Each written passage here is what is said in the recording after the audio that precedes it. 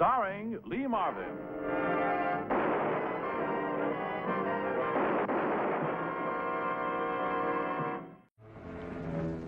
One morning in Chicago not so long ago, the town opened up for business as usual, and murder.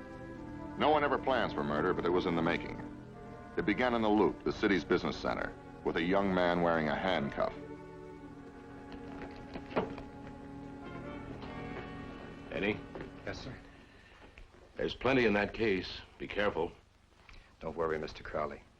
I'll have this across town on Mr. Burst's desk by 11.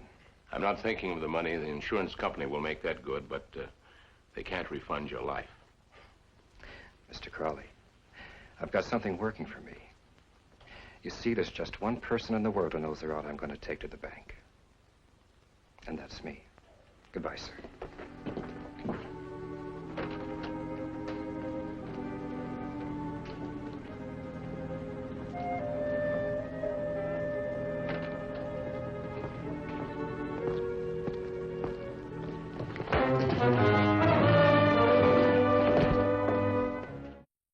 Sergeant Lovett had the first report on the case ready for me when I got there. My name is Frank Ballinger of M Squad. How's his head? He's wearing a lump, but that's about it. Bonded messenger. Good reputation. Wife and kid and $75,000 missing. Oh, it was the first time. You don't like his story? I read better in the comic books. The captain's gonna book him.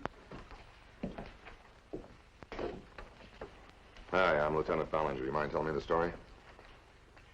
It's all there. Is it?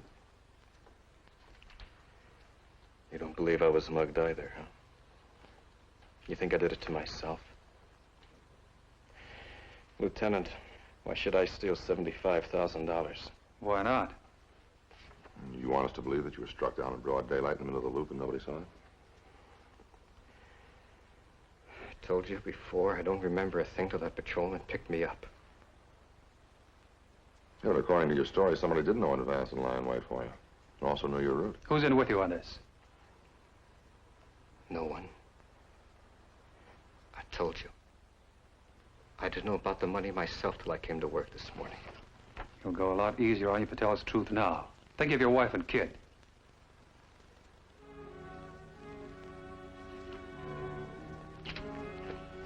I don't see how he could have been followed. He was always very careful. Well, anybody in the office know his route? No, he never even tells me. To think they had a torch ready to cut the chains, to free the case from him. Oh, I knew he wouldn't have a key. No, bonded messengers never do. For each container, there's a key here and one at the customer's place, no others. I see he has a phone bill here from a message made out to Mr. Edward Lucas. Do you know anything about that? No, he never mentioned anything about this. That's odd on his salary. Yeah, and a membership card to the Heracles Health Club. Oh, yes, he did say something about taking judo lessons, just in case. Well, I never gave him a chance. Not the way they jumped him. His wife and youngster, is there any way of sparing them? If something happens, there's no way you can keep it a secret. For 5 years he's worked for me, carried cash all over the city, thousands of dollars. He can't be involved. He isn't a thief. I hope you're right. Well, thank you, Mr. Crowley.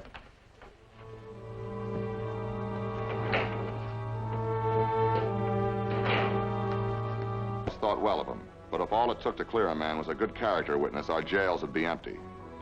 I was heading for a similar witness, Claire Lucas, his wife. By any chance, did he mention his route this morning? He didn't know it when he left. He never knows when he'll be delivering securities and money until he gets to the office. But he didn't come back home. No, why should he? He never comes home in the daytime. Somebody going someplace? Oh, I was going to visit my mother, pick up my son when kindergarten's out. It's funny Eddie didn't tell me about that. You mind if I take a look? It isn't locked. Mrs. Lucas, does your husband have any outside interests? You know, like the ball games, fights, anything like that? No, but 2 or 3 times a week he works out at the gym. Oh. Mrs. Lucas, does your husband have any, businesses on the side? No. He has a private telephone service. Why, I didn't know that. Why couldn't he get his telephone messages here at home or, say, at the office? Mrs. Lucas, you were going away and taking the boy with you without telling your husband. Why? I just couldn't stand anymore. It isn't that I don't love him. He doesn't care. Or maybe he was afraid that you'd find out something. Yes. That there was somebody else. He couldn't hide it from me. I'm sorry.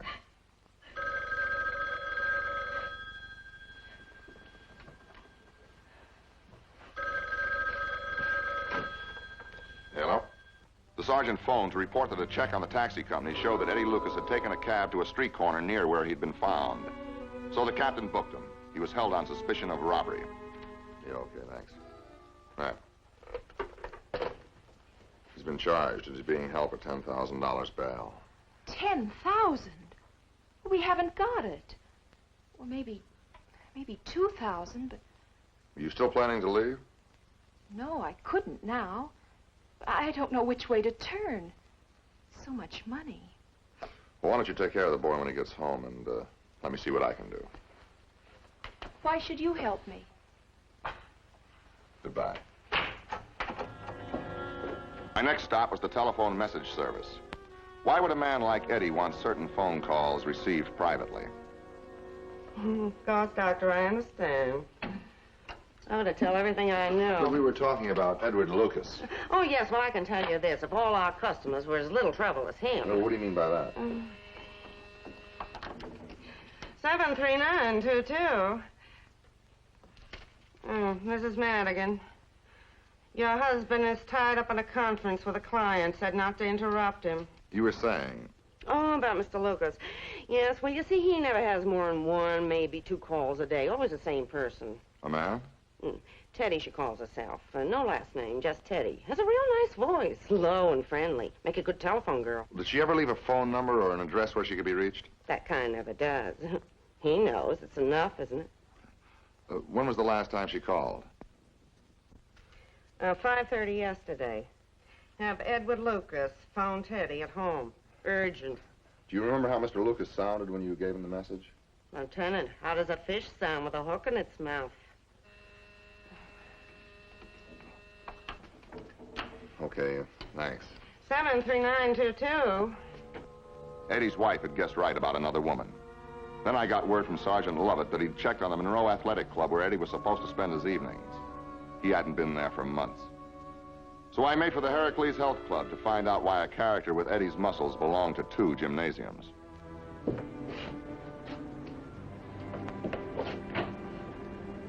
Hands on hips, hands on shoulders. 1, 2, 3, 4. And 1, 2, 3, 4.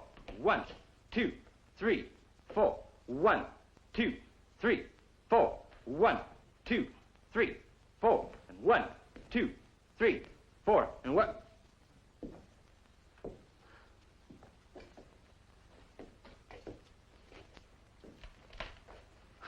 Wrong day, Mac. Mondays and Thursdays, ladies only, huh? Well, don't mind me. I'm just looking. Now, look. These ladies are doing a private job of getting in shape. No grandstand seats for sale, huh? This do any good for me? Well, why didn't you say so, Lieutenant? Let's see the manager, huh? Yeah, sure. Oh, take 5, girls.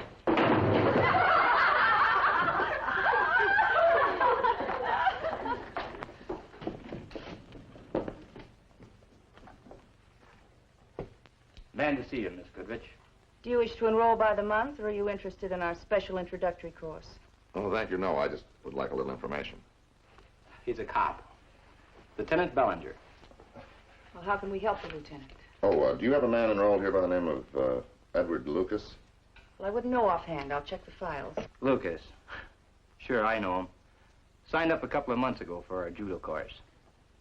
Attended a couple of classes, Thelma. Then he dropped out. We have a few of them. Muscle fatigues, we call them. Well, did he give any reason for quitting? No reason. We get our money in advance, Lieutenant. That way, we don't need a reason. Was there anything else? Oh, no, that'll be all, thanks. Thank you very much. Oh, Is that a co-educational phone? I mean, is it all right for a man to use it on Monday and Thursday? It's your dime, Lieutenant. Help yourself.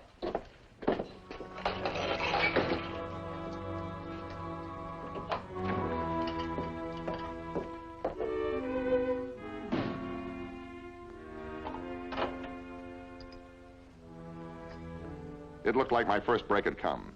The nervous little man was Fingers Purdy, just a few months out of Joliet. All right, Purdy, put your hands in your head. Wait a What are you doing here, training for the Olympics? Oh, wait a minute, Lieutenant. You don't have to frisk me. I work out in this place. All I came up is to get a little sun-lamb treatment. I want to get that prison complexion off of my face. You ought to sign up yourself.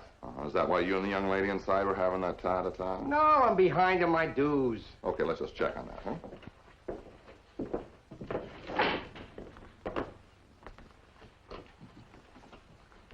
No coaching from the sidelines, huh? Hate to bother you again, miss, but what was the heated discussion you and Mr. Purdy here were having? You were listening or just watching? You'd be a little steamed yourself, Lieutenant, if a customer was 3 months behind in his dues. Yeah, so it says. So you almost blow your stack over $10? 10 is 10. They all add up.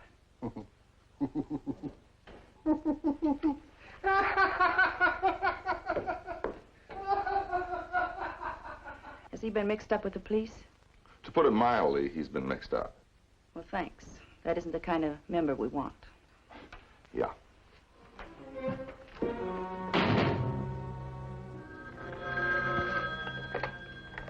Yeah. Oh, yeah, send her in.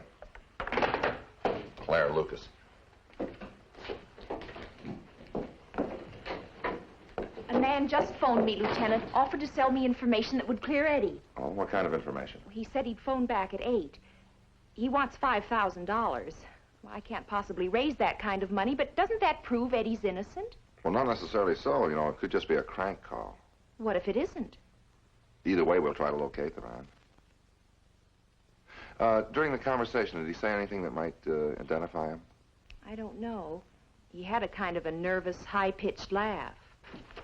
Thinking what I am? Yeah, Fingers Purdy. Well, you better go on home, Miss Lucas.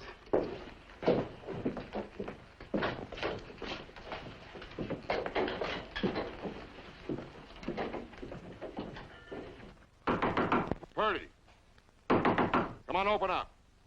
We know you're in there. The landlady saw you come in.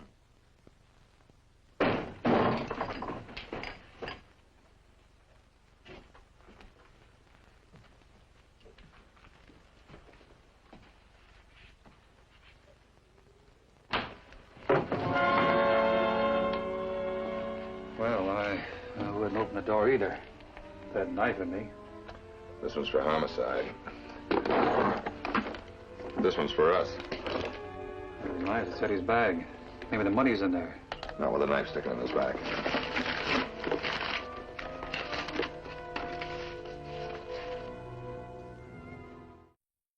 All right, thank you very much. Frank, 2 things. The coroner says that Purdy was dead less than an hour. Well, we can't pin that one on Eddie. He could have. He was bailed out about an hour before we found Purdy. Bailed out? But he was being held on $10,000 bond. Yeah, his boss, Crowley, a phoned a bondsman. Refused to believe Eddie's guilty. Well, where is he now? Left the jail in a taxi. Lovett. Yes, Smitty? Are you sure? All right, come on in. Well, Thelma Goodrich gave Smitty the slip. Great. Well, I guess you better put a stake out on our apartment in the health club. Get out an APB on Eddie Lucas, and if anything breaks, I'll be over to the Lucas house. All right. Somehow I wanted to believe Claire Lucas, but now her husband was free on bail, and one of the hold-up men was dead. Maybe she and Eddie were smarter than we thought. No, he hasn't phoned me. I've been waiting ever since those other policemen were here. Why should they think Eddie had anything to do with this man, this Purdy? There's a possible connection. They both belong to the same gym. What's he been doing? What's he gotten himself into? Can you understand something? I was ready to leave Eddie. Try to make him realize that I love him. Whatever he's done, I want to help him. It couldn't be any other way. I suppose I'm to blame. To blame for what? for making him do something wrong. It could be I pushed him too hard, wanting to move out of town, wanting something better for the boy, I don't know. Eddie said I nagged him too much. Well, I hope that's not true, but let's not jump to conclusions.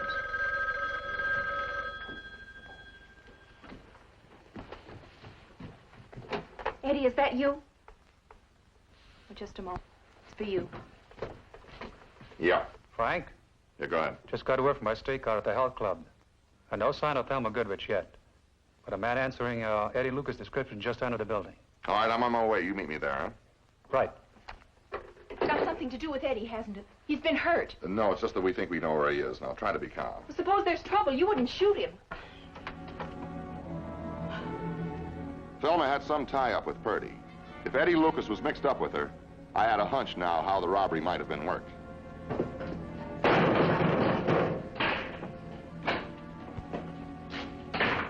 Where is he? He spotted us. Left himself in the office and barricaded the door. Well, how did he get in the first place? Pulaski says Lucas used a passkey. Well, let's see if we can make this a painless extraction. Eddie, open up. It's Lieutenant Ballinger. I want to talk to you. Not a chance, Lieutenant. No, you got that wrong, Eddie. It's you who don't have a chance. I got the place surrounded. You can't get out. Look, who says I want to get out, huh? I heard the newscast. They say I killed a man. Now listen, is it any good my telling you that I'm innocent?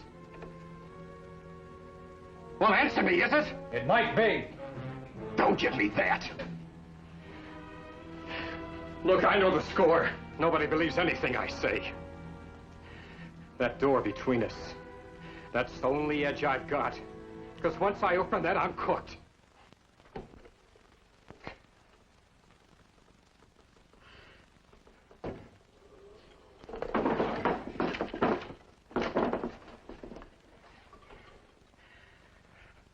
I'm not going to drag my family into this, you hear? You're not going to take me again. Don't talk that way, Lucas. Are you listening to me? Lucas, open up. It's no use. I'm not going to be taken alive. Come on, now drop that thing, huh? You all right, Frank? Yeah, sure. It could have been so simple. So very simple. Ease up. What's the use? I never killed anybody. But who's going to believe me? If you want any help, you're going to have to help yourself. Now, you've been holding back on this, Ed. Now I want the truth in all of it. But I can't. Don't you see, I just can't. You came here to meet somebody. I say it was Thelma Goodrich. I also say that Thelma is known as Teddy. Please, don't tell my wife. You'd rather be taken for a thief and a liar? Okay. I'd been seeing Thelma those nights I was supposed to be here at the gym. Even now, I can't tell you how it happened. Honestly, I'd never even looked at another woman before. Thelma and I, we didn't really get along. Scrapping all the time. Still, I forced myself to make the final break. And 3 nights ago, we had the biggest blow-up of all. That was Friday? Yeah. I walked out on Thelma. Oh, sure, she begged and pleaded. Oh, she threatened to go to see Claire if I didn't see her once more just to talk things over.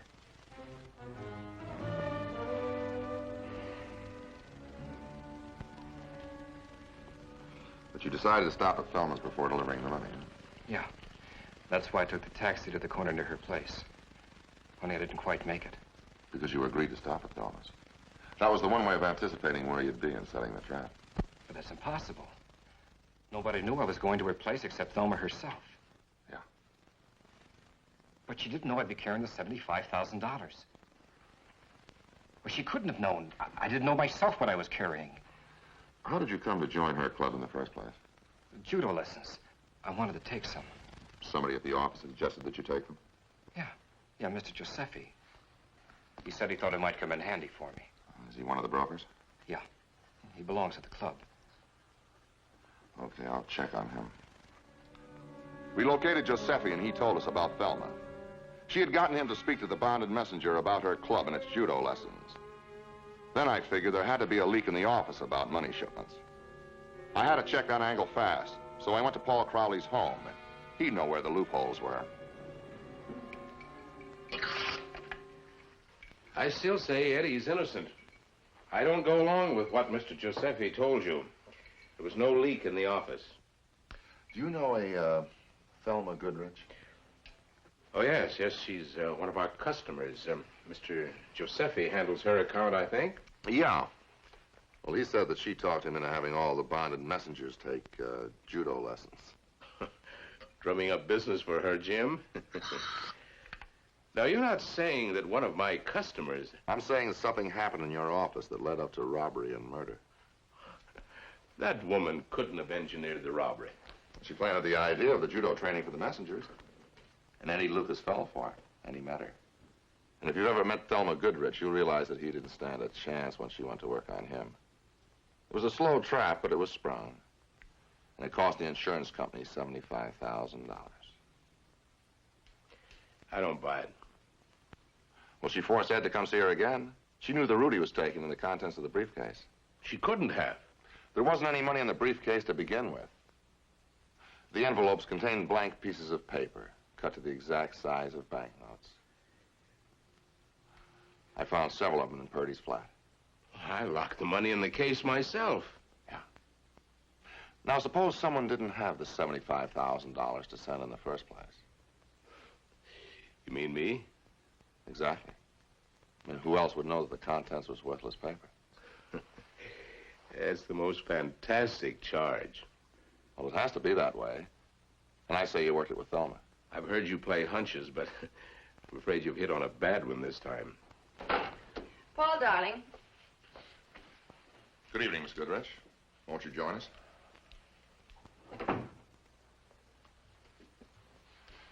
Then you got Purdy when he found the paper instead of the money.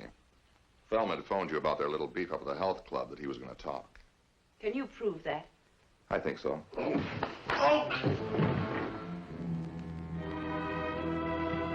Judo.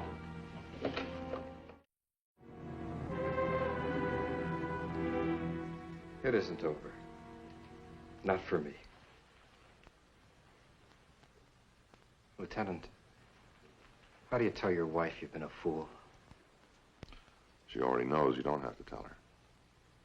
We did everything we could for you, Eddie, but you'll never get your job back as a bonded messenger. The insurance company naturally revoked your license. But I'm free and I'm cleared. That's enough. Clear. She's out there, isn't she? Yeah, she's been waiting for hours. Well, I have to face it sometime. I have to tell her the truth she's entitled to know. I couldn't blame her much as she left me. From what I've seen of your wife, you don't have to worry about that. Thanks a lot, Lieutenant.